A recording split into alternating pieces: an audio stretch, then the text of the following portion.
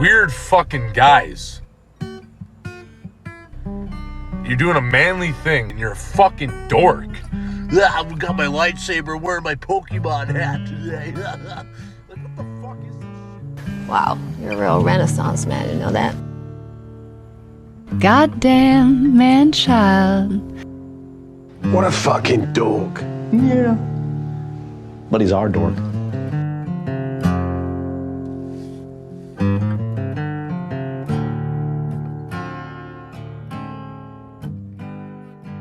This is not for children. Mm-hmm. Oh my god. Do you ever want to sing into one of these microphones? Like, I feel like sometimes you're like in a recording studio. Looks Like do a little opera? No, just not even. No, not like that. No? I do No, it. I do it in the not like bathroom that. sometimes. Not in the Yeah? microphone. I don't know. I just see this and I like feel like. I think you should sing, dude. Nah, I'm not gonna sing nothing. Come on, sing. Kevin sing always wants me to sing some shit, and I'm like, dude, I don't fucking sing. Can you sing, dude? I can. You but can, really? I don't know that I can or I can't.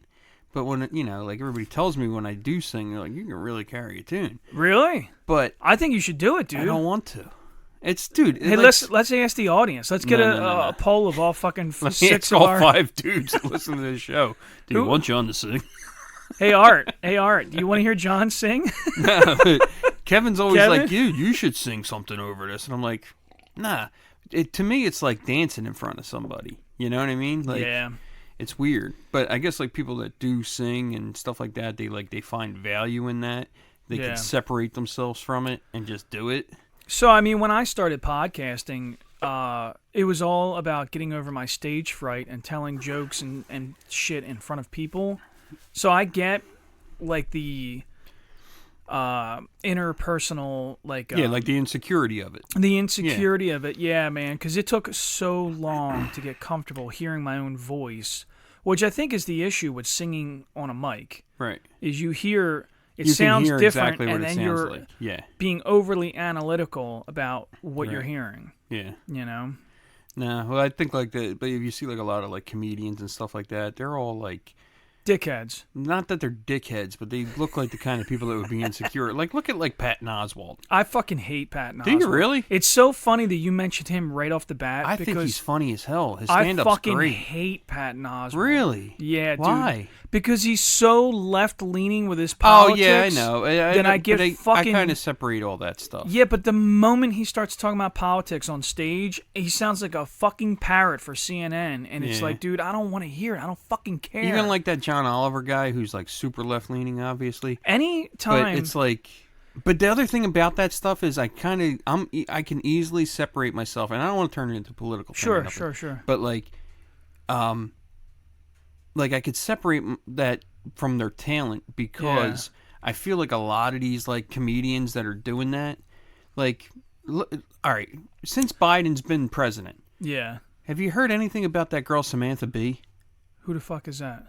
You haven't heard anything about her in the last 4 years, right? Because when Trump was the president, her whole career was based around bashing Trump.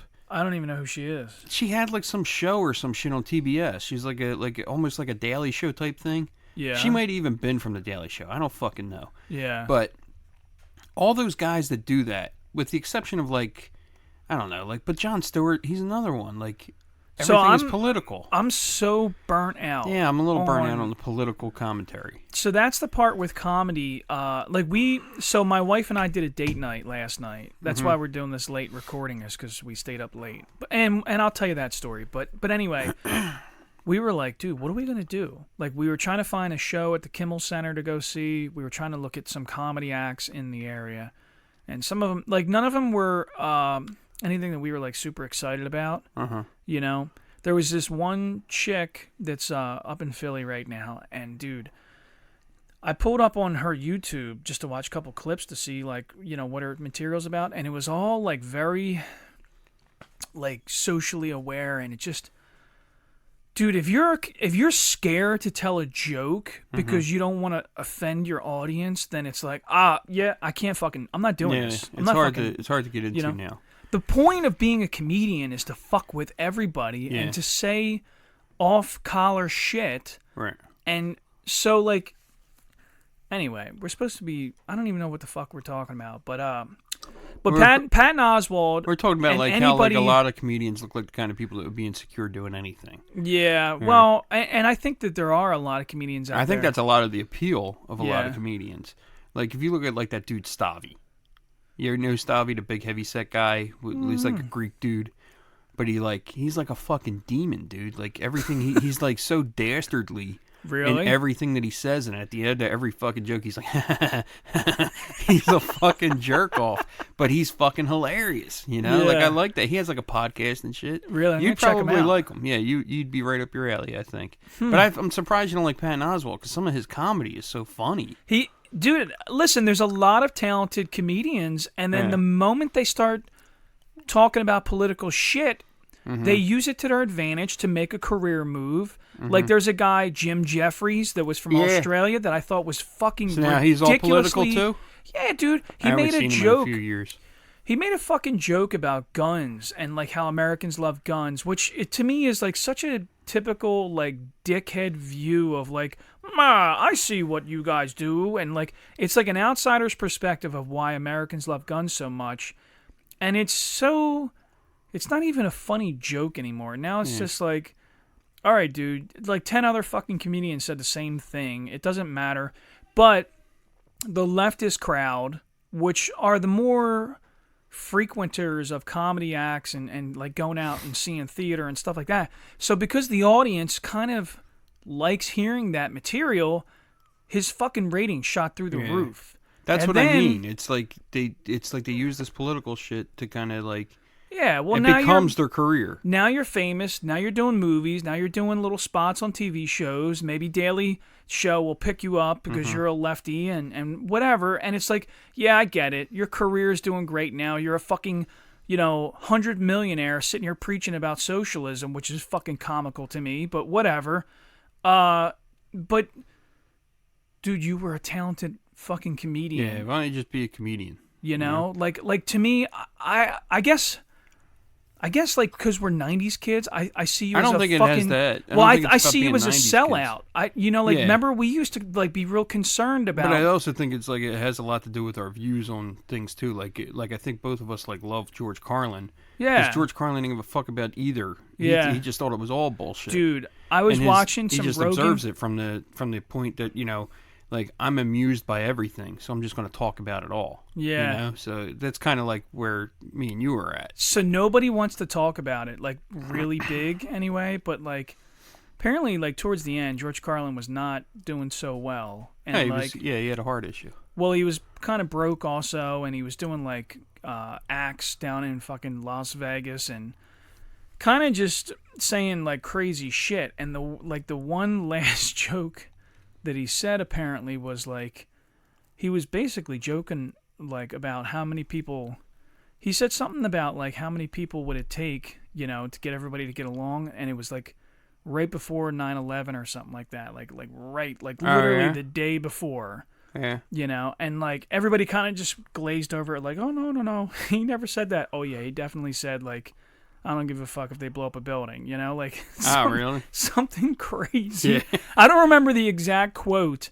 I'm kind of shitty at that, but it's like his last big joke that he said was like pretty fucking offensive to like American culture. Yeah. But I love him though. He's one of but my that's the all-time favorites. point. Norm Macdonald. I was love watching, Norm Macdonald. I love Norm Macdonald. Dude, I was listening to this YouTuber talk about Norm Macdonald and how he got kicked out of, I don't know if it was Idaho or Iowa or one of them fucking weird states that has a funny name. But anyway, or Ohio, I'm not fucking sure. But apparently he was doing the SNL in the late 90s, early 2000s. And they decided they were going to do like this family-friendly thing for the community or something, like some fundraiser thing. And they were like, yeah, Norm Macdonald's going to be there, And dude, Norm was like smiling, like, yeah, okay, I'm going to do that. And then like went and was like supposed to play golf with the fucking governor, and like, dude, it was supposed to be like a really nice, neutral kind of thing, and he just has to be Norm Macdonald. Dude, he went in and with like people with their full families and their little children there, started talking about girls fucking animals. Wow. And wouldn't stop. And apparently walked like 80% of the fucking audience. And, like, the only people that stayed were, like, the college kids that were fucking dying laughing. And, like, everybody else. But that's what, but then, like, during the show, apparently he kept going, like, I mean, what did you guys expect? I mean, it's me. Like, Right. you know, like. I mean, his whole career was just him entertaining himself to begin with. So, like, dude. He's the best, dude. I fucking love him. That's why, like, in my soul, like, some people say to me all the time, like, dude, why do you always gotta fucking.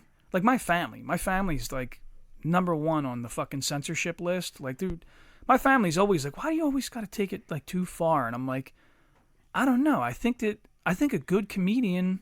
That's what you're supposed to do. You're supposed to cross a line. Always. Yeah. Always. That's the whole point of like, it. the whole fucking point is, like, oh, you said to get something. a reaction. I have something in my head that's going to be so fucked up. And top it. You know? Yeah. And I don't know. Like, maybe there's that part of me that, like... It's an urge. It's a weird fucking urge of mine. It gets me in trouble, though. Yeah. Because I'm always thinking of, like, the next thing to say. Yeah. And then I say something terrible. And I'm like, ugh. But I'm like that. Dude, I do that with, like, when I'm fighting. Like I fight with words. I like something I really have to work on. I hate it. Well, you and I are very clever. Hate that about so, myself. like, I hate it, but I don't. Listen, I've learned how to control in my house. Like, in my house, there's only been a few times where I kind of fucking... slipped a little bit and let loose, but now the rule for me is outside of the house, it's fucking fair game. Fair game, dude. If you want to, I honestly tell guys this, especially on job sites where I meet some fucking meathead asshole that's all steroided up and thinks he's fucking clever, and I'm like, I'm gonna warn you right now, buddy. I am like the fucking Mike Tyson of shit talkers. Okay, are you sure? Yeah, you're Jake fucking Paul. Okay, bud. Like, dude, I'm gonna fucking pummel you in about 2 seconds. Yeah, I just you don't get it. I already have it loaded up. It's like I look at somebody, I size them up. I already know what I can say to them. Yeah. You know, and I just. But I don't just come right out and do it. Like, you have to, like, provoke it sometimes, and then as soon as it comes out, it comes out. I think you have to walk into a situation and be prepared because, dude, you and I grew up in the 90s in tough neighborhoods where it wasn't the fist fight. You had to be prepared for a fist fight because sometimes if you offend the kid too much, he's going to fucking try to throw down. Yeah. But 90% of the time, I noticed... shut it down with words. Well, that was the game. The game was like a pissing contest of like who can offend the other guy. Yeah. And so, and a lot of the times it was me. It was me that got offended because, dude, you know, in the beginning, I was like not as clever and didn't walk up and size the guy up. I didn't think about like, okay, if he starts talking shit, like, look at his shoes. His shoes are all fucked up. I can make fun of him about that. Or I watched, oh, man, that reminds me. I watched a movie last night that I think you'll totally appreciate if you haven't seen it already. What's that? It's called Mid-90s. Have you seen this or heard of it? No, I'll watch it. The dude that, I guess he's a jerk-off now. Jonah Hill.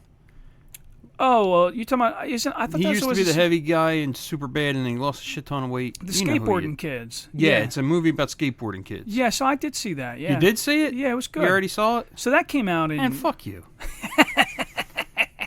Trying to fucking turn you on to something. No, man, listen. But I thought it would be right up your alley. I mean, it's all skater stuff. It's the 90s. It's, it's all your shit. Well, it was very anticlimactic because I don't think there was any, like, real... There is some sort of, like... resolution to it, sure. Yeah? Well, because the brother's, like, abusing him through the whole movie.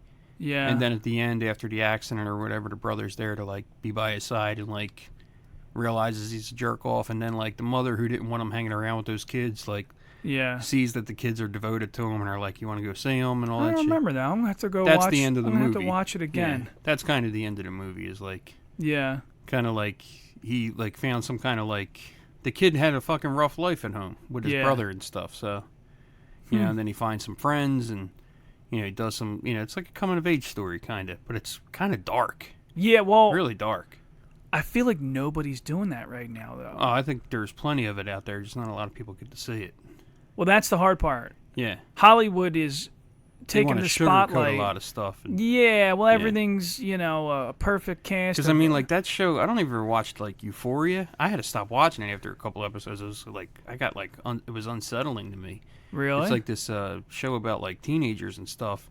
And, like, all the shit that they're doing and, the drugs that they're doing, the sexual conquest and all that stuff. And it's like, oh, fuck, man, this is going to be my kid or something, or it is my kid's, something like that. I didn't watch it because I guess I just didn't get it. It's Like, unsettling. Yeah. Little unsettling, yeah. Really? Yeah, a little bit. And it's like there's Too a lot gritty of or yeah, it's gritty, but it's like real, like it's like very real. Like like kids are like that to each other, and they're fucking vicious and they're mean and so I didn't. When I watched it, I thought it seemed like and they're stupid and they do stupid things. Like yeah. I never got into the show because I thought it was going to be another one of these like woke, like, hey, look, everybody's getting along, like. No, I think it's there for you to just observe behaviors. Yeah. Yeah, Maybe I mean, do there's a need to watch story, it but then. it's more of like an observe. I'll tell you what, man. I watched a couple of those. Keep telling me to watch that soft white underbelly thing, dude. I was disturbed. Yeah. The one he did with the inbred family up in Appalachia. Yeah. I was like, this is rough, dude. The Whitakers or the Whitneys or something? Whitakers, yeah, man, that was fucking scary. I was like, so, what the fuck? They're a real family. And that guy... Yeah, no shit. That guy that does the interviews, Mark, is pretty amazing, I think, because... At, like, relating to people, yeah. Well, I'm fascinated with his unbiased take against anybody that sits in the chair. Mm-hmm. Like, dude, like, if you really go down the rabbit hole, and I did... Like, I listened to him interview pedophiles. Yeah. And I was just like, I don't know how the fuck. You're not, like, strangling this motherfucker, right? Dude, I'm just... And he'll openly ask questions. Oh, yeah, so how did this come about? How did you get into that? Like, dude, some of the stories are so brutal. There was a woman that said she was a sex offender, and I was like, okay, all right, let's hear this story. Right. Dude, she starts describing the things that she did to her son and how she was making money doing it, selling the videos on the internet, and you're like, what the fuck, man? Yeah. Like, dude, and I think, like, sometimes you forget, like... Dude, I would walk up and stab her right in her fucking... Right. Like, I'm like you should fucking die. Right. Now, to a lot of these people's defense... They usually show some kind of remorse and, like, realization of, like, yeah, I fucked up. This was a horrible thing that I did. I'm not proud of this. I'm not encouraging this. So the interviews that he aired, because he says that he's interviewed thousands of people, and only a few of them actually make it onto his channel. Like, the ones that he thinks are interesting or maybe...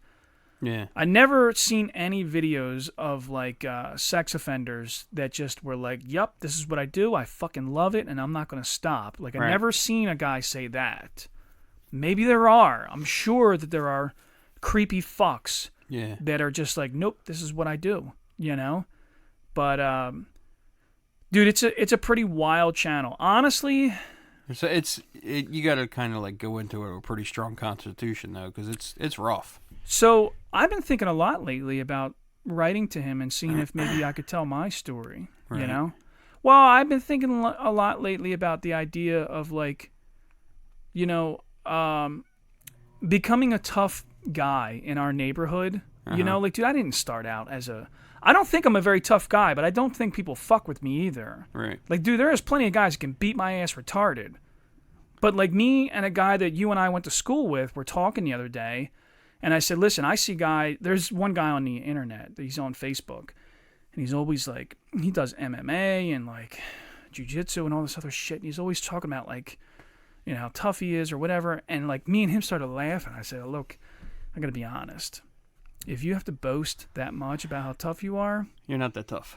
I don't buy it, bud. Yeah. I don't buy it. I think I can check you. Yeah. I'm pretty sure that if I walked up and barked loud enough, you'd shit your pants, And it's how did I become that, though? Because, dude, John, when you knew me as a kid, I was a scared to fucking death, little nerdy kind of kid. I didn't get that impression of you when I met you. Well, I'm telling you that's what I was. Yeah. I know for a fact. I'm thinking, like, I think you were probably, like, in 10th grade when I met you. Yeah, I just remember you kind of being, like, a little bit, like, loud.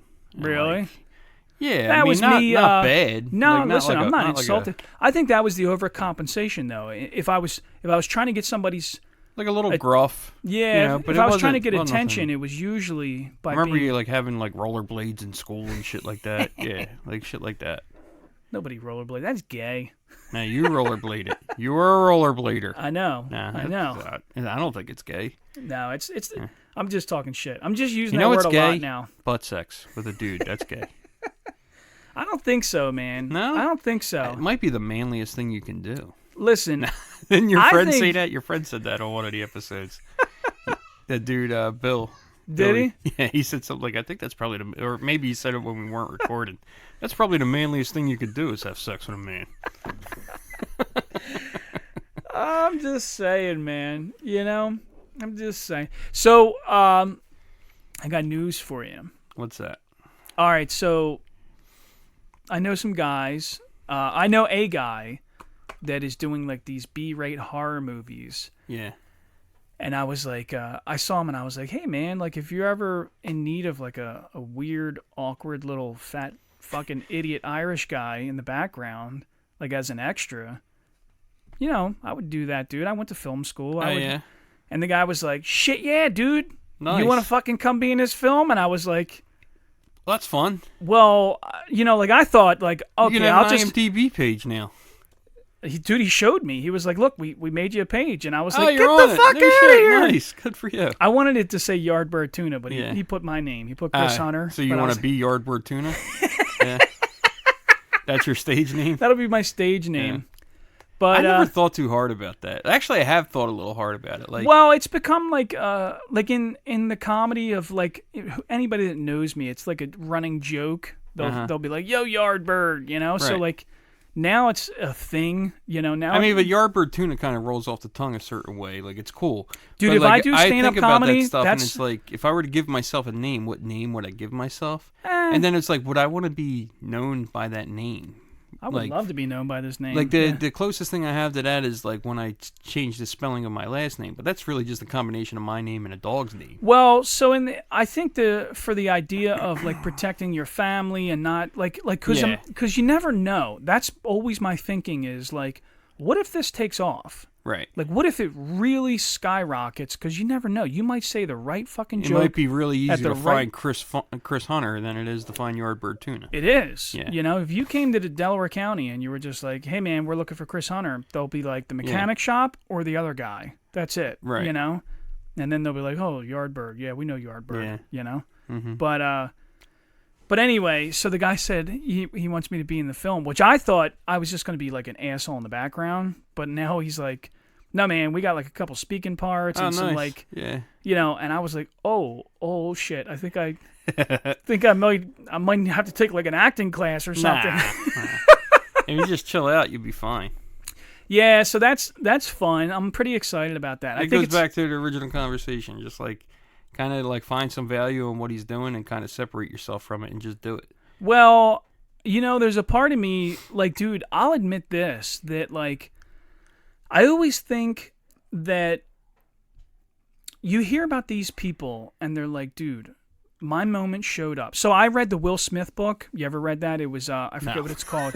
No, dude, you should. You should, sincerely. Yeah. It's a really great book. Right. And it's about how like he put in a lot of hard work and these opportunities arose and he just had to like take the moment. So in the book he explains that when they were looking for the lead for Fresh Prince of Bel-Air, like, dude, he was not on the radar. Really? Yeah, no, not at all. And then his friend, Quincy Jones, I think, said, listen, I think you'd be good for this. Come to this party. And then they showed up at the party, and they were like, okay, do it. Like, read this script right here, like right now.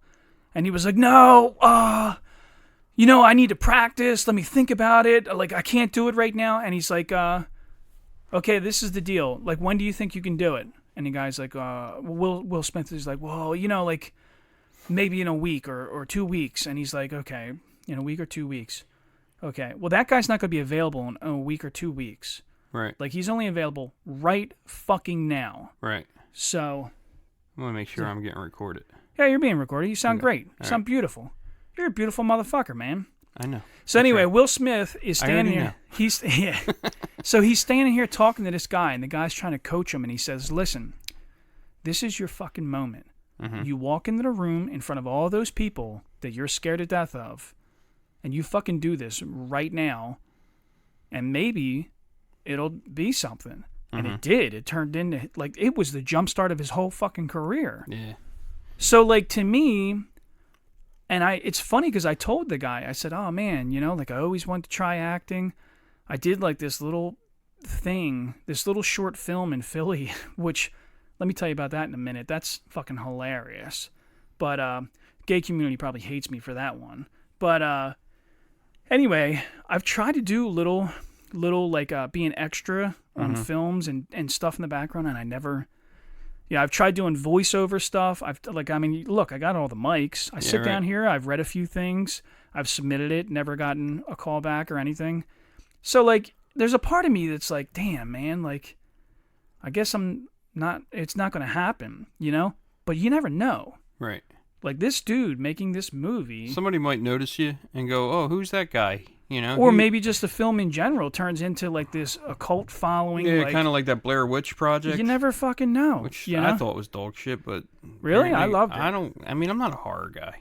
No, really? Not really. I like the characters. So you're saying you don't want to come on the set and fucking... Oh, no, I like the experience of that, but, like... Shit. I don't, You're right there. Yeah. My mom's calling me. She never fucking calls me. God. What do you want, Ma? What do you want? My mom's birthday was yesterday. Really? Yeah. Happy birthday, Ma. She's like in her late 60s, man. Really? You wouldn't know it to look at her or to like be around her. She don't act like it. No? Yeah. She still looks good? My mom looks like she's like probably 50. Dude, is your mom good looking, man? Oh yeah. I'm not no bullshit. Like she's beautiful. Yeah. Dude, Yeah. One time she came to my job one time and and she fucking had to make some copies or something, or she had to send something to somebody or whatever the fuck. So she comes to my job, and everybody sees her, and I introduce her and stuff. She leaves, and the guy that I work with turns around to me and goes, John, why do you look like you're older than your mother? I was like, huh? Dude, yeah, man. My mom's, she takes care of herself, man. She's always exercised, all that shit. She's in good shape. Yeah.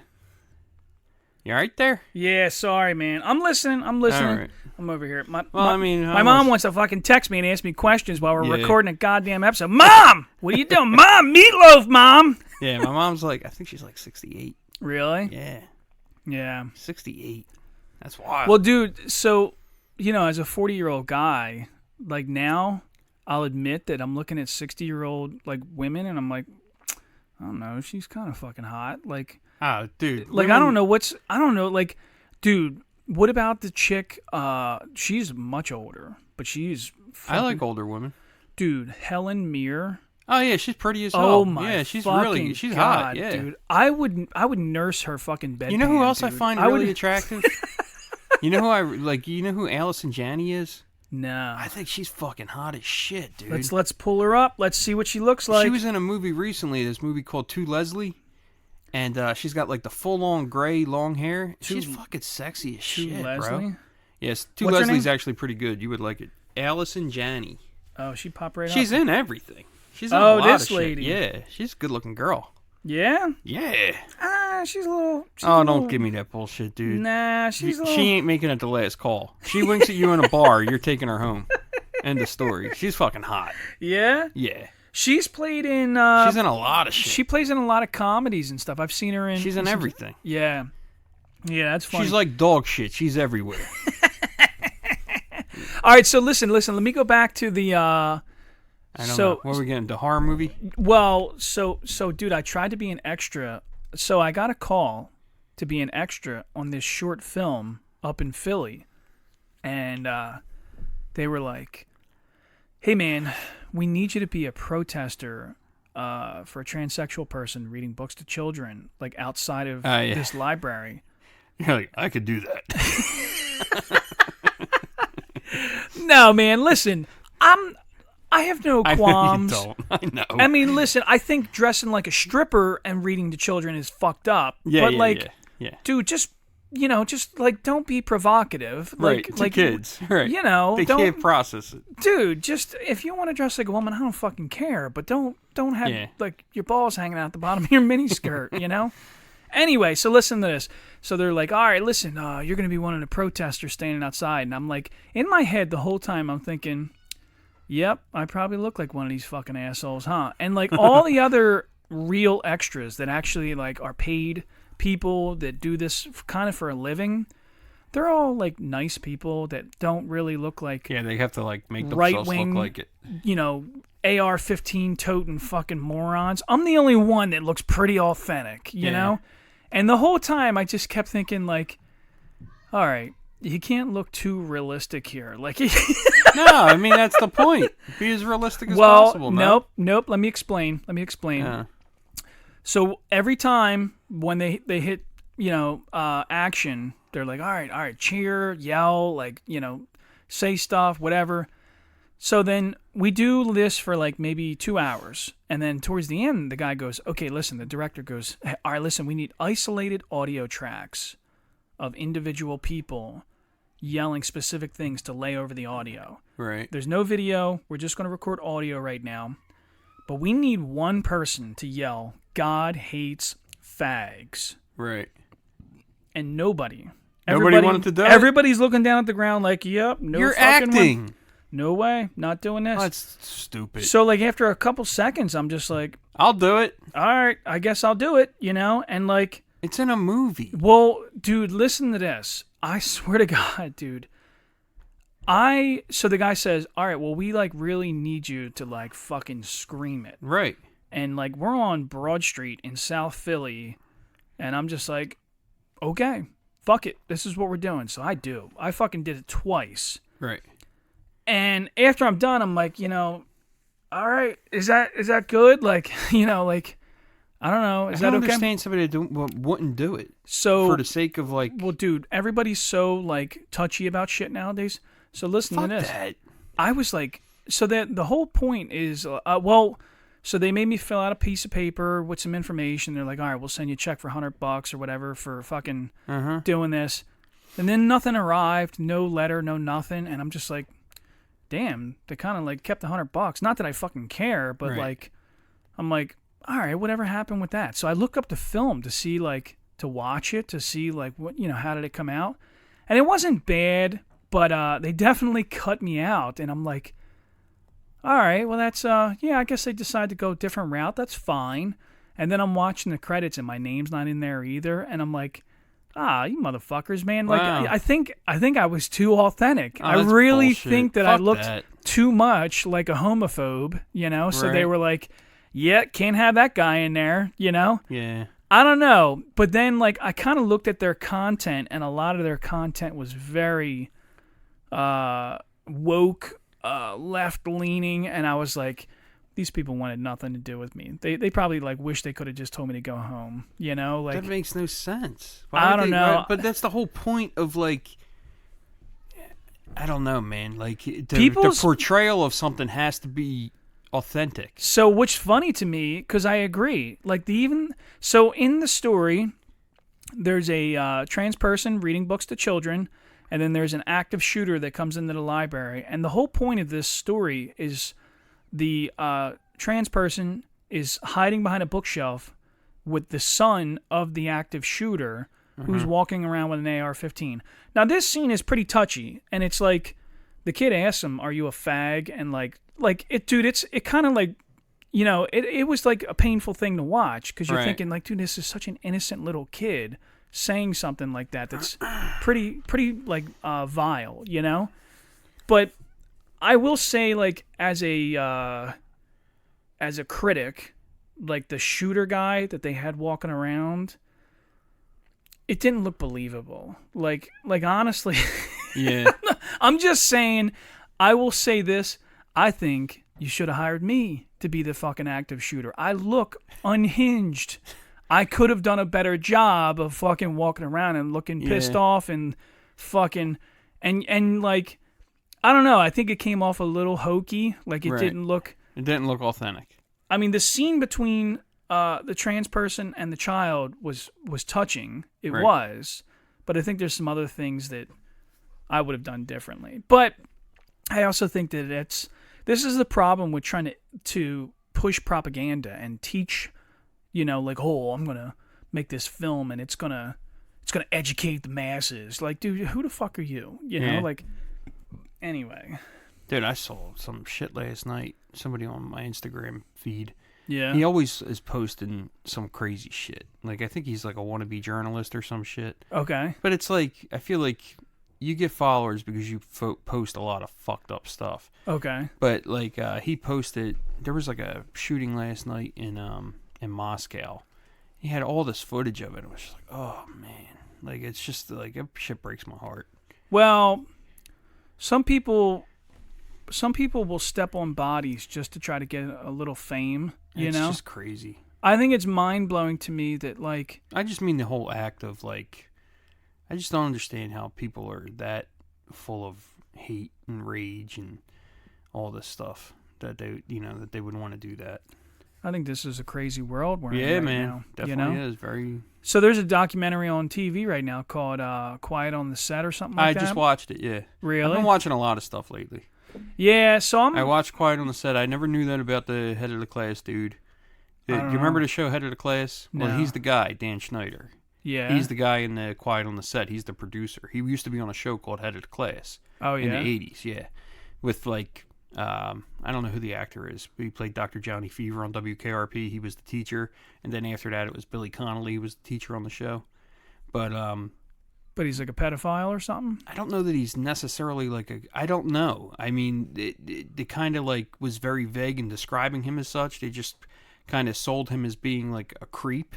Yeah. And, like, kind of perverse and stuff in the documentary. There's other guys in the show that are pedophiles, like on the documentary, that were obviously pedophiles. Sure. But I think, like, there was just a culture of, like, creepiness. Well, so, like, me and Gabby was talking about this morning, and she was like, I'm not watching it. I don't want to. Yeah. She's it's just like, disturbing. Yeah. Well, so, like, a lot of people constantly tell us how beautiful our daughter is. Right. You know? And in the early days, a couple years ago, when she was like 2, like we thought, well, maybe we should like put her in casting calls. Nah. And, well, that was my immediate reaction is, fuck this. Dude, I grew up in the 90s, and I remember how Macaulay Culkin and the Coreys and all these kids, all those child actors, just got so fucked up that like it kind of ruined their lives. Yeah. You know, so like I don't want my child to experience these things. So anyway, Gabby's talking about this show, and I was like, well, you know, we agreed, like me and Gabby agreed that, dude, it's the parents. It's the fucking parents. I remember when they came out with the Michael Jackson documentary talking why would about... you let your kids stay at this guy's Dude, they house? said that the parents literally would drive the kids to Michael Jackson's little Neverland Ranch. I think there's and a just lot of leave them aspects at the of it front that is fucking the gate. parents, but it's also the people. You know, I'm not saying that these people ain't fucking scumbags and worthy of a bullet. I'm just saying that as a parent, you literally cashed in your kid. Like, how do you fucking sell your kid for money, man? Like, because that's what it is to me. Because they're kind of relying on that kid as like their source of like income and their source of wealth. I mean, like Gary Coleman's parents were like that, and to the point that he had to like divorce his parents. Yeah, a lot of these kids. Apparently, Gabby was saying there was a Nickelodeon or Disney kid, Amanda Bynes. She's crazy as fuck now. She's featured in that documentary. She was really? on. Yeah, she was one of the like key figures in those shows. She had to break away from her parents too, because they were controlling her social media. It was also she was trying to. I think she needed a conservatorship at that point. Really? I don't think it's so much her parents as it was like what was going on those shows and stuff. You know? Yeah. I don't know. Yeah, but I'm saying, like, there's a lot of instances, like, you know, like I say Gary Coleman, but, like, pretty much that whole cast of the different strokes. Like, Dana Plato's whole life is a tragedy. Yeah. I mean, she dies when she's 34 years old. I loved Dana Plato as a kid. Yeah. But, like, you look at her life in retrospect, and you're like, fuck, man, 34? You're still young? Yeah. And you're dead. You know what I mean? Like, and just, if you go back and you read her whole story, you're like, man... It's fucking terrible, you know? So the great old analogy of selling your soul to the devil for fame and fortune, like when, like I'm not a religious person, but I do think to some philosophical understanding of like what you're giving up. Yeah. To become a famous person at such a young age, I often think about like Britney Spears and like a lot of these other people that lose their shit You're giving up all your privacy, well, you're giving up all your privacy, your anonymity. You're giving up a lot. but also the fact that when you succeed at everything you've ever fucking wanted and tried to do before you even turn 18, what are you going to do after that? Right. Like, do you have the rest of your fucking life to still do something? But I mean, you've there's already some that- succeeded. So what? Yeah. Like, you have like a kid. So there's a show that my kids love right now called Ryan's World. And he's like a young, I think he's like Asian and Mexican mixed or something like that. But he's a cute kid. His parents are on the show. They all like do like these little, it's a kid's show. Whatever. I'm not going to sit here and fucking explain it. But anyway, we were like, and it started on YouTube and now it's on like big channels. It's like, I think it's on Disney or Nickelodeon or one of them. I don't fucking know. But then me and Gabby were bored and we were like, how much is that fucking kid worth? And dude, he's worth like hundreds of millions. Hundreds of millions. He's like 15 now and he's worth hundreds of millions. John, could you imagine hundreds of millions? No. Dude, at 42 fucking years old, I couldn't. I watch the billboards when I drive to work in the morning, and it says $860 million. Yeah. What would I do with half if I of it? won that? I would take half, and I'd still have too much. Well, they're gonna fucking tax you, so they're only gonna give you half, right? Which is $400 million. Fine with me. And $400 million is still $400 million more than you had the day before. Yep. And I don't have that much, you know? Right. So, like, dude, if I randomly just woke up and had $400 million fucking dollars, if I had $1 million, if I had $1 million, it'd change my life. $1 million. It would change my life. I mean, I wouldn't quit my job over $1 million. Well, you can't. You physically cannot. No. What you could do is, I mean, you and I talked the other day without divulging personal data, like you have a relatively small amount of debt. Me, $1 million would basically just clean up the debt that I currently have, right? With some left over, obviously, and then like, what do? You put it in a fucking savings account or an index fund or something. $400 million. Imagine but what you could do million, with $400 million. So I was watching something and they were talking about that. They said, dude, the people that are hitting the lottery right now are jumping above celebrities and sports athletes, and like you're on the same realm of like business moguls, you know, like $400 million is what like the CEO of fucking Pepsi probably has, you know, like you're going from the bottom to the very top. Stratosphere. You're in the 1%. Yep. You know, that's fucking mind blowing. Yeah. You know, I wouldn't even know what to do. What are you going to do? What you wouldn't achieved you do? everything. What wouldn't you do? Well, that's why they think a lot of people go broke doing that. Yeah, because they just do. You buy dumb a shit. fucking bunch of giant houses in Hollywood, and I wouldn't do that. You pay for fucking some ultra celebrity to blow your balls off, like you know. Like Nah, I wouldn't do all that. I think I'd probably buy some property, but not like. Yeah, well, you're a sensible 40-year-old, you know. Like, but I'm saying, imagine a kid under 18, Justin fucking Bieber. That's $100 millionaire all of a sudden. Right. You were a YouTube sensation that turned into a holy shit. And I think it also gives a lot of these like people that are, it gives them like sense of entitlement. Yeah, like a sense of entitlement, but not even like even worse. It's like, you know, like you're above the law or something like that. Like you can do all the lascivious shit that goes on in your brain. Well, I definitely think that's how this. So I've been thinking about the psychology behind achieving your goals at such a young age. What do you do next? A lot of these people go to some cult or religious thing. A lot of people go deep into drugs. Yeah, they get fucked up. What else are you going to do? You're bored. You can have anything. Bored. And then you get these other motherfuckers that do like weird sexual shit with people. And it's like, is it because you just have so much and you're just bored that you start doing all this wacky shit? Sure. Like, what the fuck? So I have a friend in this area that is very well-to-do. I mean, in Delco... On our standards, he's well-to-do.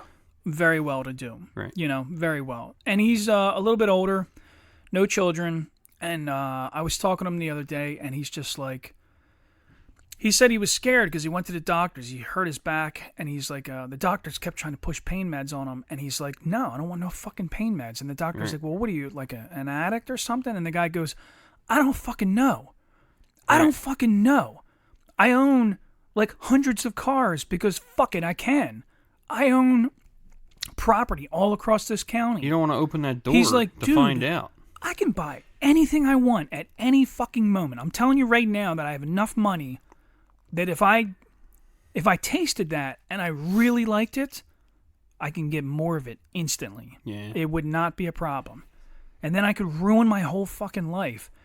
And I just kept thinking like, man, at least he's aware enough to know that about. I mean, that's kind of fucking impressive. You know, I mean, it's good that he's got the fear of like, this could be a really big problem, you know? Yeah. So I commend him on that. And you just think like, but that's how these young kids that have all this fucking money, like, what do you do? What do you do? You go sit on the beach somewhere and just fucking waste your life away for the next 40, 50, That's 60 the other fucking thing is, years? like, work kind of gives my life purpose, you know? Like, So if I don't go to work, I feel like I've wasted a day, you know? So who said that? Ralph Waldo Emerson, I think, or I don't know. he said burn the fat off your souls by hard labor. And Yeah. I think that over time I've come to realize the same thing. I get a certain amount of satisfaction, which is interesting because you and I watch and follow samurai culture and other. I've been watching these shows on Netflix about people that live over 100 years old. Right. All of them are still physically doing stuff. Not necessarily work for economic gain, but they have a garden, Right. or they have animals that they tend to. At 100 fucking years old, there was They have a guy reason to get up every day. down in South America that was on a horse wrangling fucking sheep. He was just like, yep, I'm going to wake up and this is what I'm going to do tomorrow. Yeah. And he woke up every day at like 6 a.m. and was like, yep. Man, how many times you hear about people that retire and they die a fucking month later or something, you know? I don't ever want to retire. I kind of love what I do. I don't really you know? want to either. Like, Yeah. unless I'm forced to retire, I don't really want to. You know, in all honesty, like I think, well, the idea of retirement is it's like funny. a pipe dream. You know, Well, like how are you ever going to make enough money? I mean, you can. Like my but friend that I just described makes enough money from his rental income that he doesn't have to work. Right. But he does. He buys and sells cars. He buys like investment cars and fixes them up a little bit. And I think it's really just to keep his mind going, to make sure he doesn't lose his shit, which is what I think that I would probably end up doing. Like I could see managing a bunch of rental properties. That's kind of where I think if I had that much money, that would kind of be one of the things that I would get into. Because I feel like, look, I can't fucking go into a house and fix a bunch of shit, but I would love to have the opportunity to employ people that could. Yeah, You know well, what I mean? think as a property manager, it's different because you're not physically doing the work. Yeah, you're it's just kind keeping of track. monitoring it. And right. you already understand the principle of keeping track. I mean, with the current line of work you do, it's not much different, man. It's logistics. It's just Right. logistics. Right. You know, I need a guy to go over there and fix the fucking piping. Let me know when you're done. Send me a bill. Yeah. You know, I'll pay the ticket out. That's it. We're done here. You know, on to the next one. Yeah. I think you'll be good. Nah, well, I have to win the lottery first. You got to win the lottery and get your $400 million fucking dollars so that you could buy a mountain and put a giant mansion on the top of it with a pool on the roof. All I would want to do, you know? I'd like to think. I think that most people don't realize that if you win the lottery for any amount of money, I also don't want the world to know that I won it. So, I think anybody that fucking goes on TV and says, You're an idiot. I think you're a fucking moron. Yeah. Like, dude, I do not want anybody. I don't want people to know. I ain't gonna lie. If I won the lottery, I would probably take a week or two off from work, but that would really be time to sit and reflect on what I need to do. Mm-hmm. I would probably wouldn't I think it would tell. complicate your life. I think it would. I think it would really complicate it. Yeah. Yeah. I would love to fucking have maybe $1 million, $2 million. Just to fucking... I'd be happy with 500,000. Yeah, 500,000 would dig us out of debt, pay off the property. You know, like I would be flush again. Yeah. Dude, if I had no debt right now, my life would be substantially better. Yeah. And that's what most people don't realize, you know? You and I talked the other day, and you told me how much debt you had compared to me, and it was astronomically lower. Dude, it was like comically. Well, I mean, I think that's like... So people look at you, and that's the misconception, though, about people that are, oh, man, this guy's setting the fucking world on fire. Dude, I have an ungodly amount of fucking debt. Look, here's the thing with money. You can't have it and spend it. Yeah. You know, you can't. It's just... I think, like... I try to keep things simple. So, like, you know, I don't own a house right now. Yeah. I would like to, but I don't own That's one. the only thing I think is slightly different. At some point, you've talked about buying a house, and I think at some point, you should do it. Yeah. The market's getting there where it's the property is value's like, coming down.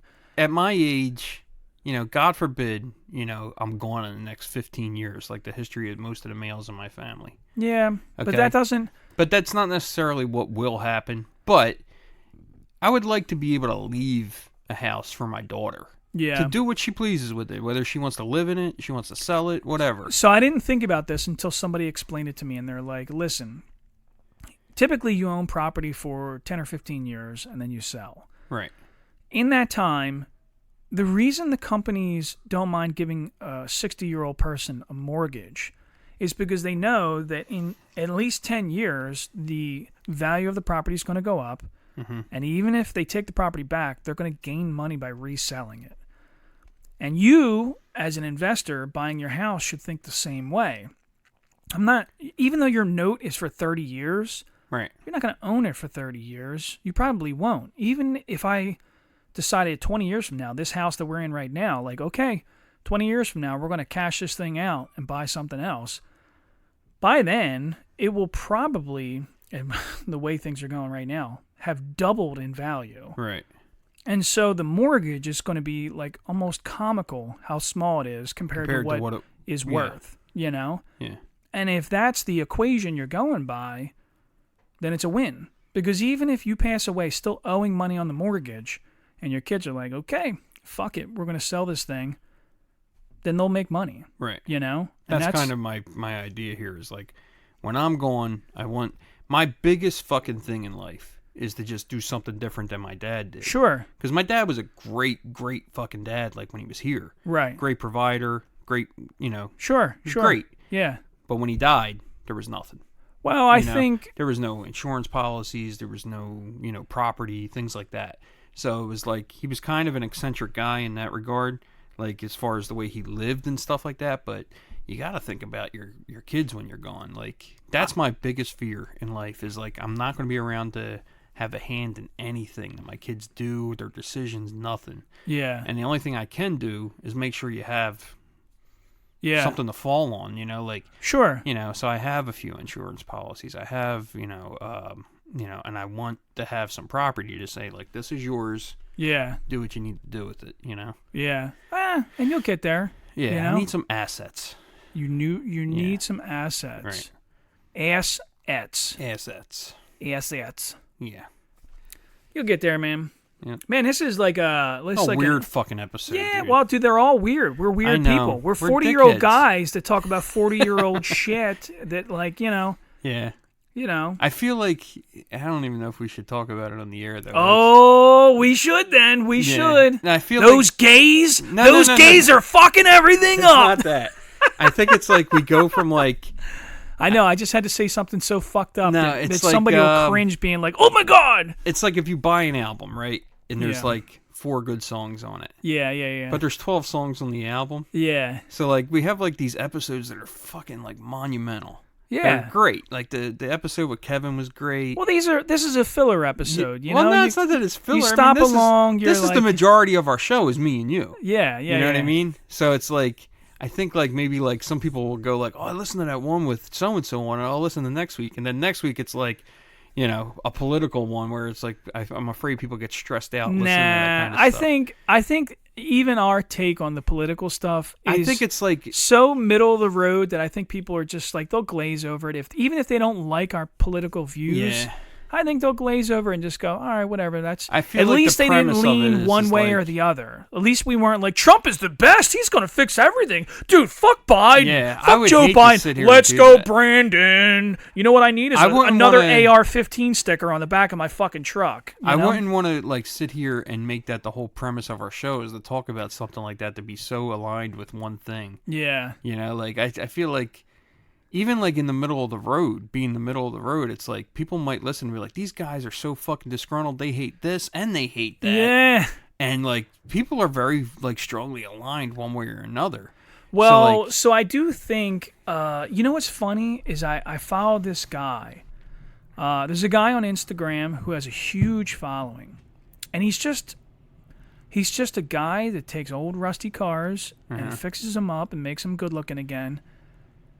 So he's kind of the same as me, only the difference is he's very positive. yeah. So I think that's the only thing that maybe people want positivity right They now. do. They And absolutely maybe do. They want to hear something that's going to like kind of bring their day up. Not you know? even bring it like all the stress and all the fucking shit that all exists. Yeah. And that's what everybody's navigating. So I think when they turn something like this on, they don't want to add to their stress. Yeah. You know, so that's kind of like where I think about it.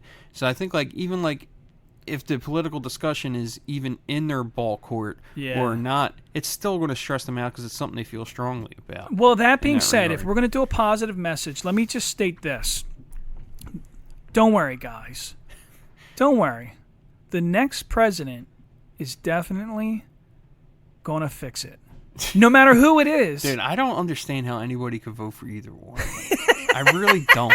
It's like, did you forget everything about So Donald here we Trump? go down the negative hole again. No, but it's no, like- John. but I You're just not think understanding that, like- positive thinking. The way positive thinking works is it's going to be okay. If Biden gets reelected, everybody's going to continue to be super happy. And if Trump gets elected, well, the economy's going to get fixed. So either way, it's a win, bud. It's a fucking win. Everybody's going to be okay. I don't even want to get into it. I don't even want to get into it, man. Because I don't like either one of them. I I know. don't like either one of them. Well, we know this, and I definitely agree with you strongly about Yeah. this. So, like, whatever. But let's not. We already did our political rant. What, last episode or two episodes ago? it was. But that's the thing. I don't want to stress people out. It's like I really do think hard before we come down here. Like, what can we talk about? What can we, where's a good jumping off point for us? And sometimes life is just uneventful for both of us. Like it's just us going to work and taking care of our kids and stuff. And we started this show as just two guys reconnecting after 20 years of not seeing each other. And it's just me and you catching up. Right. And if they want to listen to me and you catch up That's fine. and talk about how our week was or whatever, then that's what we're going to fucking do, man. Right. They don't have a choice. You got to turn the volume up, man, because we're going to say something stupid. I'm going to offend the gays again, like I think you just do it because it's amusing for you. It is, dude. I am the. You just want to get a rise out of people. I think. I really don't give a fuck what the gays do or don't Dude, do. listen. It's not just the gays. It's not everybody. the gays. It's everybody. Those fucking Mexicans, they're invading our country, dude. Like, they're bringing Taco Tuesday in here, man. And you know what? I'm not mad. I was listening to somebody and they said that. They were like, I think he was a Spanish comedian. He might have been, I guess he was Mexican. And he was like, listen, don't sit here and give me shit saying we're ruining your fucking country because I didn't name Taco Tuesday. You Americans did. Right. That's fucking genius. That's the truth, man. Don't sit here and complain while you're sitting in a Taco Bell line being like, "Those fucking Mexicans are taking over our country. They're taking our jobs. They're taking our jobs." Oh, God. I'll tell you what, man. You ever had, like... No, I'm not even gonna say. So, listen, I think when Norm MacDonald passed away, Dude. a little piece of him went into every new comedian. Just a little tiny...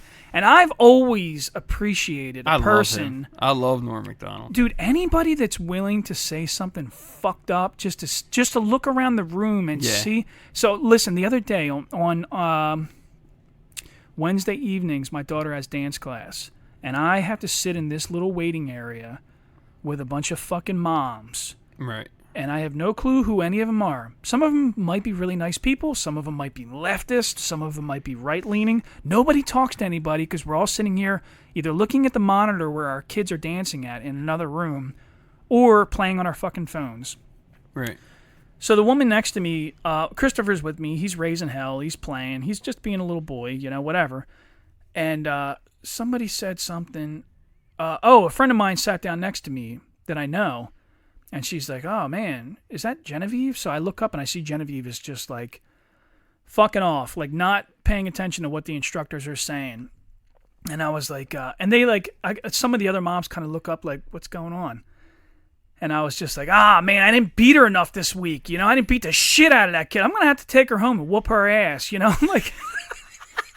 And they just look at you like, huh? Dude, everybody in the room kind of stops and like kind of has like this eerie look on their face. And I'm like, no, man, I don't know. I don't know what's going on. I'll ask her about it. And I'm like, this is how fucked up all of you are. I think it's hilarious. Right. I think it's funny to say that I'm going to beat my kid's ass in public. I think that's fucking funny. Yeah. And I think you should fuck with people. I encourage it. You should be uncomfortable, Yeah, I think like part of the appeal of him was just that he would say things that you were kind of thinking. Yeah, well that's... And it was entertaining. Like, he loved to say that OJ was a murderer. and he didn't care where he... That's why he got fired from SNL. Or that Michael Jackson fucks kids. Yeah, he would always say something about Michael Jackson. Like, well, he's going to have sex with children. Like... That was always what he would do, and he would do it like on Conan O'Brien, and Conan would be like, "Oh man!" But then he would kind of encourage him to go farther, and like he'd give him an opening for something else. Yeah, Norm Macdonald was the shit, dude. I don't know if you ever watched his show on Netflix before he died. He had like an interview show. Yeah. Where he would sit there. It's fucking phenomenal. Yeah. It was like it was called Norm Macdonald Has a Show. Really? And he would like. Just like select few. There's probably like 8 episodes where he would interview certain people. And it wasn't even so much as an interview as it was just like a conversation. Yeah. And it was like such a different mix of people. It was like one episode would be Michael Keaton, another episode would be like Jane Fonda. And, he kisses Jane Fonda on the episode. He's like, "Can I kiss you?" And then he like leans over and he kisses her. It's so funny. They would like read jokes on like a fucking index card at the end of the like random jokes. He would pass them to them, and the other guests would have to read it out loud. And it was good, man. So they say that on that show that he walked 80% of the audience. Yeah. They said the joke that he was telling, and he kind of explains it later on in an interview. They ask him. They're like. I don't know what interview it was. Maybe it was Conan or one of them guys. And they're like, dude, what happened? And he's like, well, I just made this joke about, like, I feel bad for the pig. Like, I feel bad for the pig. Like the pig didn't know any better. And then one day it has sex with this, like, unbelievably hot chick. Like a human woman. But then the next day, it's got to go back to fucking pigs again. So, like, you got to feel bad for the thing, Like, it can't continue its life like that. Dude, that's fucking hilarious. That is he's fucking... a funny fucking dude, man. He would say some crazy shit. I loved him. Well, listen, I grew up under Howard Stern and George Carlin and fucking Norm Macdonald and I think like Eddie Murphy and all these guys that used to push the boundaries. Eddie Murphy was great too back when he was doing stand-up. Dude, they were fucking phenomenal, man. Yeah. And like to me, it's a fucking tragedy that like I think comedy has like a chokehold right now. You know who I think is hilarious? Who?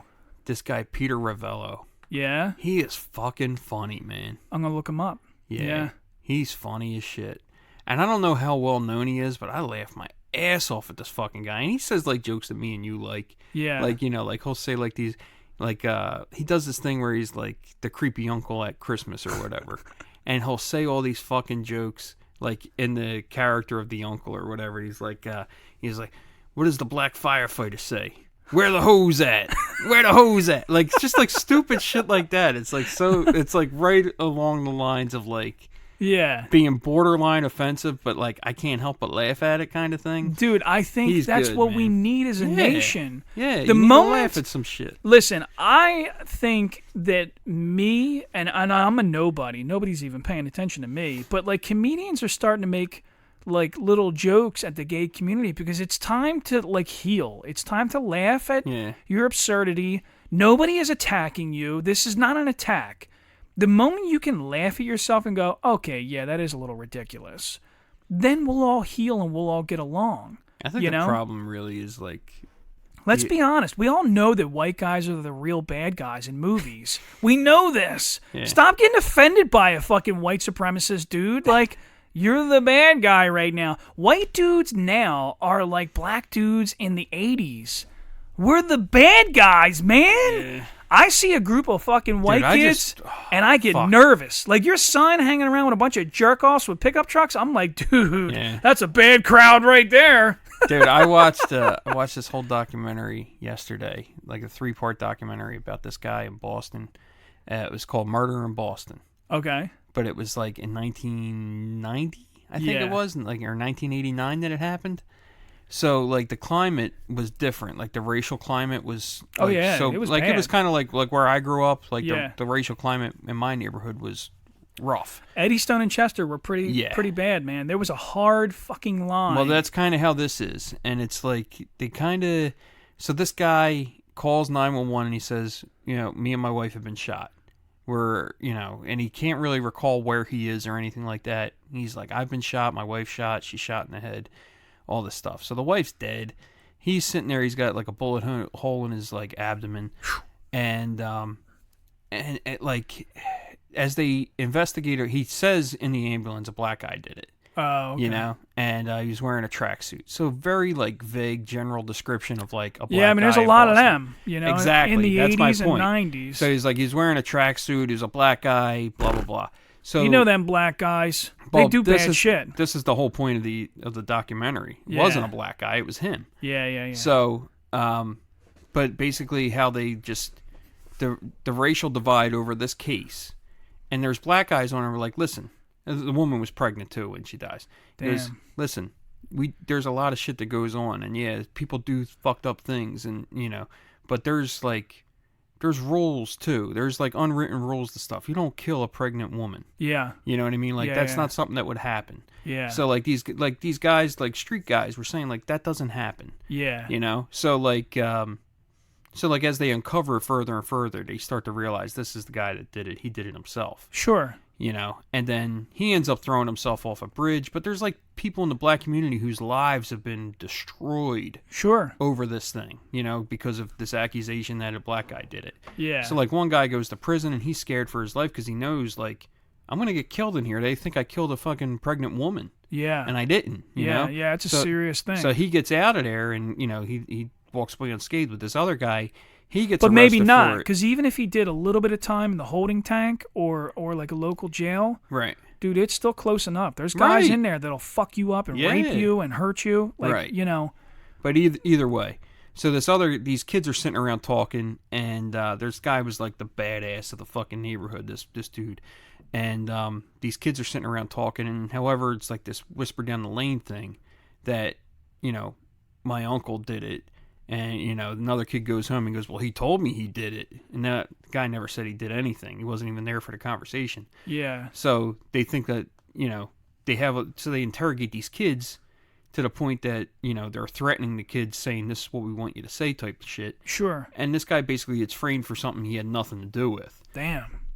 And then finally it comes out later that, like, now this guy did it. You know, like, they figure out that he did it, and the guy throws himself off the bridge and all this other shit, and then it turns out that he had this whole scheme set up with his brother where, you know, he throws the bag to his brother, has like a wristwatch in it, a diamond ring, you know, all this shit, like and the gun and everything, and the brother goes to the police and says, look, this is what happened, and then his brother fucking throws himself off the bridge, and, you know, because he obviously is caught. Yeah. But it's the whole moral of it is like the way that, you know, the black people in the community are affected by something they had nothing to do with. Sure. Like, even after it's over and done with, this guy's life is still ruined. I agree. It's crazy. Dude, think about... A pretty intriguing documentary. Really well put together. So there's a couple... I always reflect on this young college basketball player that... this white chick at the university said that he raped her. Right. And the dude ended up doing like 10 or 15 years in prison. It took away his entire career. Right. Like, you're not going to go into the NBA It's 15 fucking years later. It's a big chunk of time missing.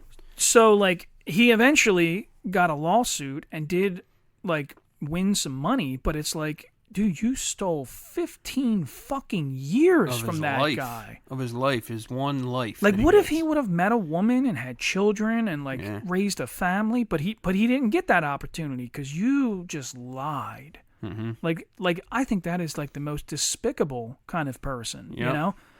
So, anyway, I think that the, right now, like, in the, for a long time, let's be honest, for a very long time, black guys were the bad guys. Mm-hmm. But right now, white guys are the bad guys. But that's only a scapegoat because the real bad guys are white women. Dude, the lesbians are scared because they know that their time is coming. Dude, they're trying to back away from white guys. They're like, no, we got nothing to do with this. And we're like, wait, hold on, your dad's a white guy too. Remember that, you know, your brother is. And they're like, no, we don't like them. He's a Trumpy, fuck him. But dude, white women, your time is coming. Your time is coming. Everybody's tired of your shit. You start too much shit. You start fucking wars.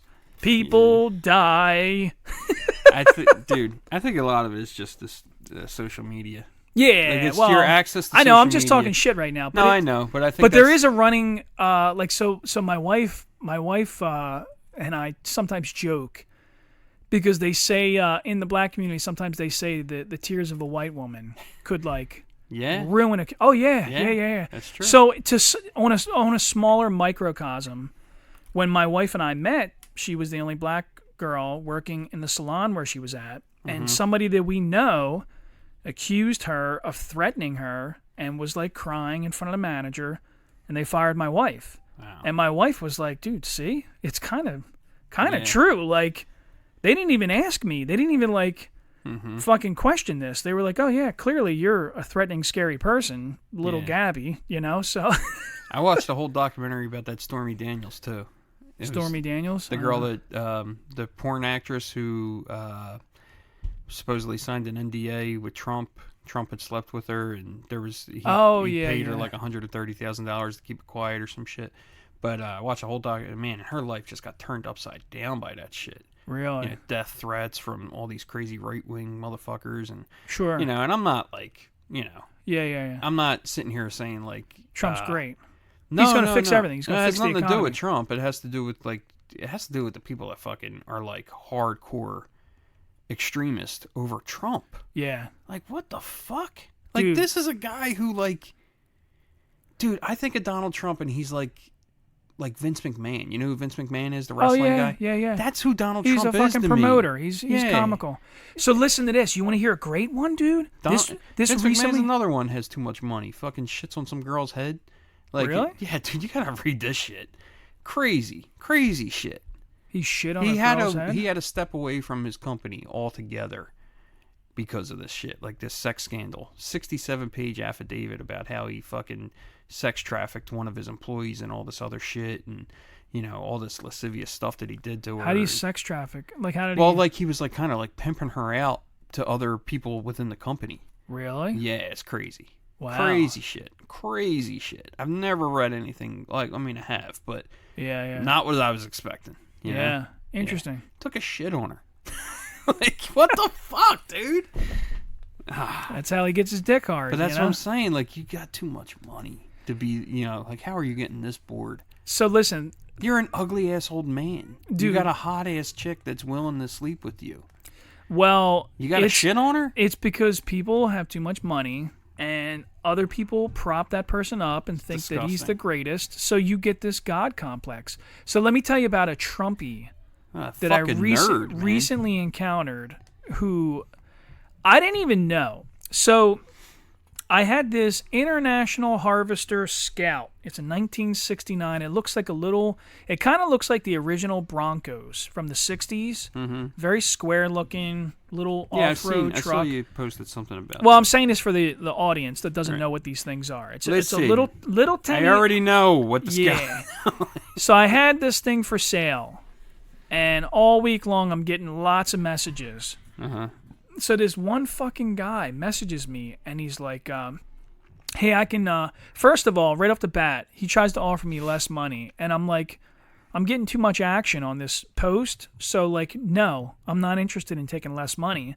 So I tell him, no, the price is the price. This is it. We're not fucking negotiating here. Right. I think the price is a fair price. So he writes back, oh, okay, no thanks, not interested. And I'm like, all right, this guy's already trying to be a jerk off. Whatever. So then, like, an hour later, he messages me again, and he's asking me a bunch of stupid fucking questions. So eventually we agree that, like, okay, when he gets out of work on Friday, he'll stop down and check it out. That's all we agreed to is, like, you're going to stop by and look at it. You haven't even agreed to buy this fucking thing yet. Right. Meanwhile, somebody else messages me and says, hey, can I come by right now and look at it? Yeah. And the guy shows up. And the guy goes, dude, I'll take all this shit. Here's a check for $2,500. Cool. All right. Yeah, I'll take your check. We agree that when the check clears, then we'll make arrangements for you to stop by and pick up the rest of the parts. And I'm like, cool. That's perfect, you know? So, so then Friday shows up. And the other guy that paid the bill already, he already paid for it. It cleared. We agreed Saturday morning, which was yesterday. He's going to show up and take everything. Cool. Right. We got a plan. Friday morning, the other fucking goofball messages me and says, hey, buddy, I could be there about this time. And I said, oh, man, I'm real sorry. And I was polite. Right. I was polite. I said, hey, man, I'm real sorry. Don't waste your time. Somebody already gave me a check. Everything's good to go. It's sold. The dude flips the fuck out. Like, loses his fucking mind, and he's like, you're a piece of shit, we had a fucking deal, rah, rah, rah. I can't believe this is bad business. And I'm like, nope, this is not bad business. You've been around long enough, because I could see that he's an older guy, and I'm like, buddy, you've been around long enough, you know that the way this works. The first guy that shows up with cash in hand, right, or check, or whatever the fuck you want to call it, he's the guy, he gets it. He showed up before you. Sorry, buddy. Yeah. He wins. What if you come and you look at it and you don't want it? So the dude just gave up a potential sale because. So the dude fucking is like belligerent, right? And he's like, "Oh, this is your fucked up generation. You're probably a little fucking liberal piece of shit." Like starts assuming a bunch of weird shit about me, and I'm like laughing at this point. I'm like, dude, why does he call me a liberal? He doesn't even. Right. What did he do? Like, look at my pictures and go, "Oh, he's married to a black girl. He must be a left-leaning liberal." Like, right. You have no fucking clue who I am, you asshole. Right. So I simply just write back the way I do, and I just write back, hey, fuck you and your dibs. Yeah. I don't owe you shit. You have no clue who the fuck I am. Go fuck yourself. And I just block him, and I'm like, no, man, we're done here. But it's like comical to me, the self-entitlement. And this is the irony of both sides. This is what drives me nuts. So anybody that, like you were concerned that people listen to us and they see that we're more middle of the road. The problem is I don't think that you and I are disgruntled. We're just tired of very self-entitled people. Right. The far left and the far right are a cunt hair away from each other, and they don't even know it. Yeah, it's like you're so far apart on the circle that you're actually meeting at the bottom of it. I swear to God. It's you what it both is. think it's that somebody owes you something. You both think that your way is the only way. Right. But you're, like, not willing to hear that, like, hey, man, maybe there's a fucking gray area. Right. I don't want to live in your crazy fucking world. I don't want to live in their crazy world because they're too close for comfort. Right. You know? I want to live right here in the happy fucking world where we can be a capitalist and equal opportunists and everybody can get along. You can smoke weed. You can shoot fucking guns as long as you're not killing people. I don't fucking care what you do as long as you're not hurting people. Mm-hmm. Specifically, children is my big priority right now. But, it's just, you know, I just think it's like, you're so alike, you don't even fucking realize how similar you are. They're both sheep, in my opinion. Right. That's the comedy of Trumpies. You're not thinking for yourself. Dude, there's nothing more silly to me than a Trumpy with a bunch of bumper stickers. You're not even using a creative saying. You're taking some shit somebody else said and sold it to you. Let's go, Brandon. That's so you stupid. Fucking dickhole. You're so such a stupid. Fucking mindless asshole. Right. You know? Let's go, Brandon. Fucking loser. My son You're thought he would fucking be loser. funny, and he fucking put a Trump 2024 sticker on the back of my car. And I was like, dude, don't do that shit to me. Yeah. I had to scrape the Trump off. I can't get the 2020. So it just says 2024 on the back of my car right now. Yeah. Giving away a lot of personal information about myself today. Yeah. It's okay. It's all right. Yeah. You should beat your son. Tell him. You put that shit on the back of your car. He thought it'd be funny. He ordered some stickers Yeah, for I his know. truck or some shit, and I think it came with a Trump 2024 sticker. But his stickers weren't like politicals. They were just jerk-off stickers. Dude, I hope to God. Listen, I like your kid. I think I need to break his balls. And it's going to be a little unsettling because I think he needs it. But, He's been doing pretty good lately. Yeah. Yeah, as far well, as, he like- messaged me about the motor, and I was know. just like, dude, I got to lay into this kid a little bit because Right. you need to know that this is... Somebody needs to explain this to you, like, Yeah. other than your dad, because you don't want to hear from your dad. You don't... He tunes you out. You're like, dude... Yeah, I know. When my dad yelled at me, man, I was just like, fuck him, he has no clue. Right. But the reality is your dad is trying to protect you, Right. you know? But, I don't know. Sometimes I think, like, dude, if he shows up in my shop, it's going to be a fun day. It'll be fun for me. No, I think he absolutely would love to do all those things. But, I mean, obviously, like, you're not going to spend the time to show him something that he obviously isn't going to be able to buy. But, well, this is why I like your kid. yeah. Because... He's excited. Well, But, because I was him. yeah. And I know what's going on. I know what's happening here. It's like, dude, you have high ambitions. You haven't figured out how to get there yet. You don't understand that discipline is the way. Right. You need to wake up every It's day. all about consistency Go to fucking and work, discipline. pay your bills, figure out how to make this thing happen. Right. And he's still working on that. And I think that your son will come around. I don't think your son... I think he slowly gets better at it. There's little things that I think he needs to... Well, not little things. There are glaring things that he needs to work on. But, Sure. But as far as, like, his work ethic, it's getting better. Yeah. And, like, I think, like, he realizes, like, nothing comes quick. Yeah. So, like, he's been able... He's got a pretty decent job right now that he's very excited about, and I'm happy about that. And they're the harder lessons. wish Learning that it sometimes- doesn't come easy My big is the thing hard with him lessons. is, like, you know, insecurities in all of us kind of, like, really hinder everybody. Sure.